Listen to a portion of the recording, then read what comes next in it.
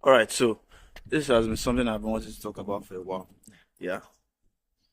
The worst thing that you can do as a believer to anybody is lie. And I'll tell you why. You see, Jesus Christ said it to himself when he was talking to the Pharisees that the devil is a liar and is the father of all lies. You see, the greatest arsenal in the devil's arsenal, the greatest arsenal that the devil has is lies. Everything the devil has against we as believers, we as human beings generally, is always based off lies. The devil's power has been taken from him, his authority has already been taken from him, and so on and so on like that. But then when he lies, he deceives men into believing things that are not. And why is that now important for us to understand as believers? You see, as believers, whenever we lie, we do the work of the devil for him, even if the lie is very little. You see, this is the thing about words, right? When you speak, you say words. Words are life, and words are authority. I think I've talked about this before, right?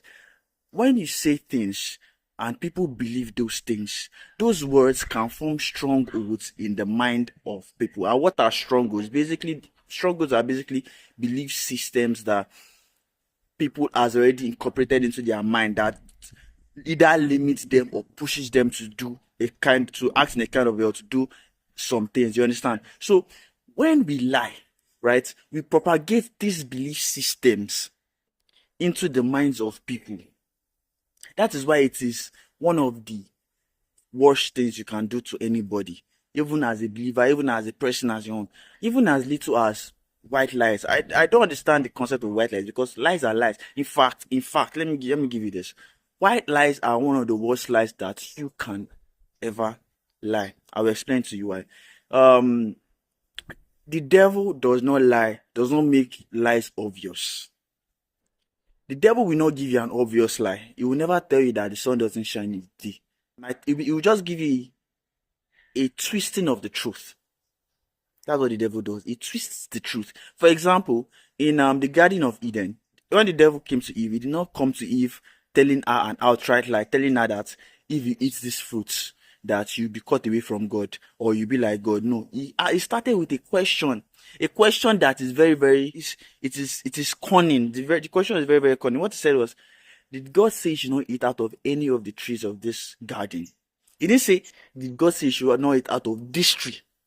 It was a cunning lie to bring out a belief system from her to understand what Eve knows so that he can now lie against her. And that is why lies are very, very deadly. You see, when you lie, even if it is white lies, it causes people to believe in a certain kind of way. For example, now,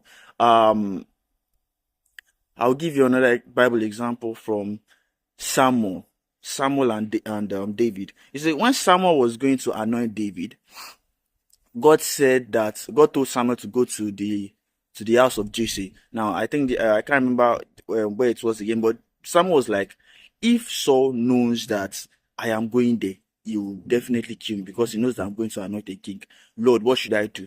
And if you read the Bible, if you read the Bible verse there, you would think that God was telling Samuel to lie. No, God was telling him to go and sacrifice to him. Right? Now, it was the duty of a priest and a prophet to make sacrifices. Now, the reason why God told Samuel to go and do that sacrifice there was so that so that Saul, who is the king of the land at that time, would not come and say, "Oh my, what are you doing here?" Right? Samuel was just performing his duty, so therefore he doesn't have to tell Samuel anything. You understand? So why am I telling this story? You see, when it comes to important situations that you have to tell, you are in danger of saying the truth and all of those kind of things, it is important that you ask the wisdom of God so that God will teach you that wisdom so that you don't lie. Because lying as it is very, very dangerous to yourself and to the person that you're telling it to. So, like in the case of Samuel asked God that, God, what should I do? Samuel cannot lie. right? But then God told him that he should go and take the sacrifices that it was his duty to do, and go and do it in the land where Jesse is. So that the way he's doing it there, Saul will not ask any nonsense question, and he can do his duty of anointing David as the next king of Israel. That wisdom. So whenever you come to the place of, you are in danger of saying the truth, you are in danger of saying the lie. Wisdom of God.